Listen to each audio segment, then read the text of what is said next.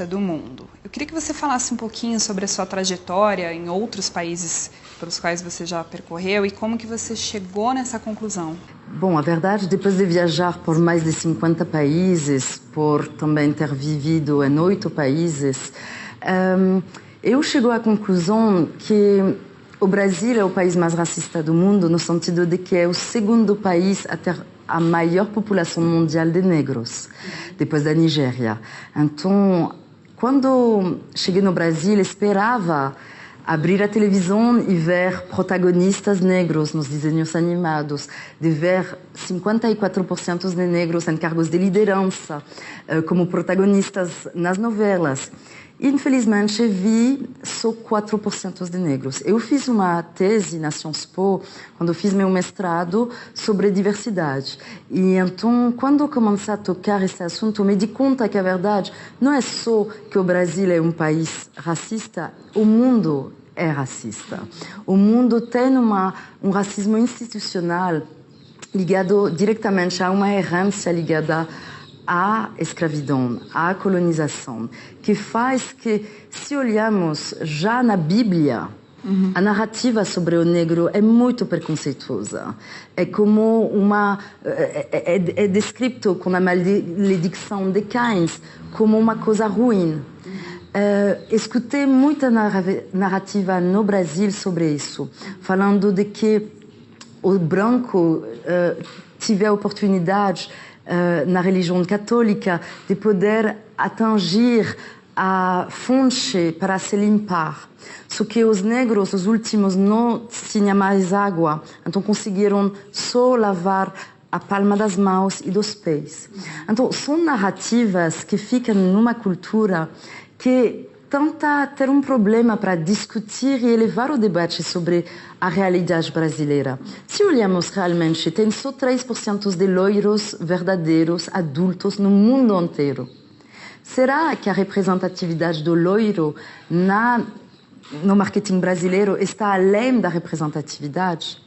Se olhamos realmente, a maioria brasileira é negra. Onde estão os negros no marketing? Onde está o negro vendendo assim todo tipo de acessórios? Hoje eu escuto muito, mas é que a mulher negra não vende. Será que a mulher negra não vende?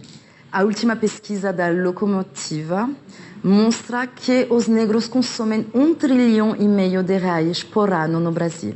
Então chega de dizer que o negro não vende, ele compra. Então, se a maioria da população é negra, precisamos ver essa realidade não só no carnaval.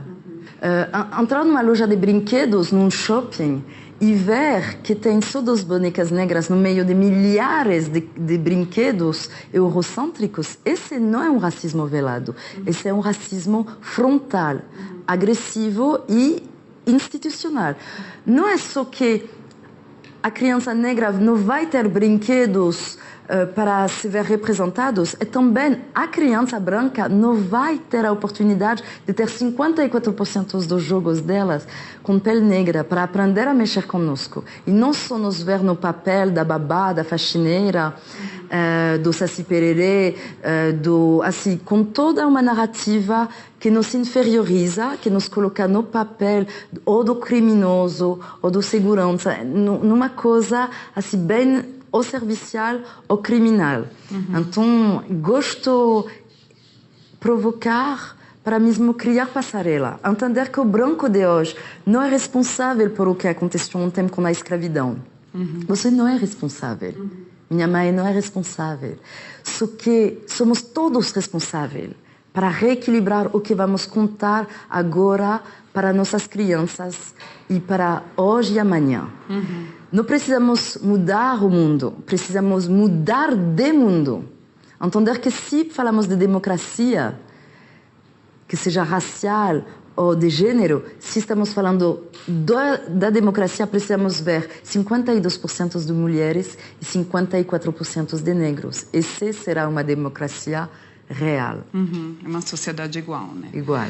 E você é francesa e passou por vários países, Alemanha, Estados Unidos e outros. Você sente no Brasil a questão da representação do negro mais negativa ou menos representada, quer dizer, além da população brasileira ela ser mais negra do que dos outros países que você já passou e morou e nasceu, aqui é mais forte? É mais forte no sentido de que aqui o negro é uma maioria considerada como uma minoria. Até mesmo o assunto, muitas vezes, estamos falando de minoria. Que seja o caso nos Estados Unidos ou na Europa, falando de minoria, tudo bem. Se você olhar, a população negra nos Estados Unidos é só 13%. Você tem 8 canais de 24 horas com programas para negros. Você vê um mês, o mês da consciência negra, que é estudado em todos os museus, em todas as escolas, em todos os livros didáticos. Você tem inventores negros, o inventor da geladeira, o inventor do marca-passo, da antena parabólica, do celular. Vocês têm referências de pessoas negras inspiradoras. Se você olha esses milhares de inventores negros nos Estados Unidos, o potencial no Brasil é igual. Só que por essa inferiorização, o negro não tem a oportunidade de colocar a melhor versão dele mesmo ao serviço da sociedade brasileira. Ele não tem a oportunidade de colocar os talentos e o potencial dele mesmo na economia brasileira da mesma forma que nos Estados Unidos ou na Europa. Por isso que quando vejo que se você não tem a oportunidade de ter cotas ou de ter uma bolsa, é muito difícil poder ir num banco, pegar um crédito com 400% de juros por ano para poder estudar numa boa escola. Ou para ter os recursos de empreender. As chances, as oportunidades não são as mesmas. Por isso que o Brasil tem todo um povo que chamamos de carente, que não gosto de chamar eles de carente, porque quando eu vejo a produção do carnaval, não tem nada de carente lá. E é feito por essas pessoas que chamam de carente. Se você realmente olha o potencial de toda essa criatividade, se essa criatividade fosse colocada ao serviço da sociedade o resto do ano, da economia do Brasil, e que sai na hora, é impecável, é muito bem organizado, é impecável, assim, no militragem pequeno é tudo impecável e dá tudo certo.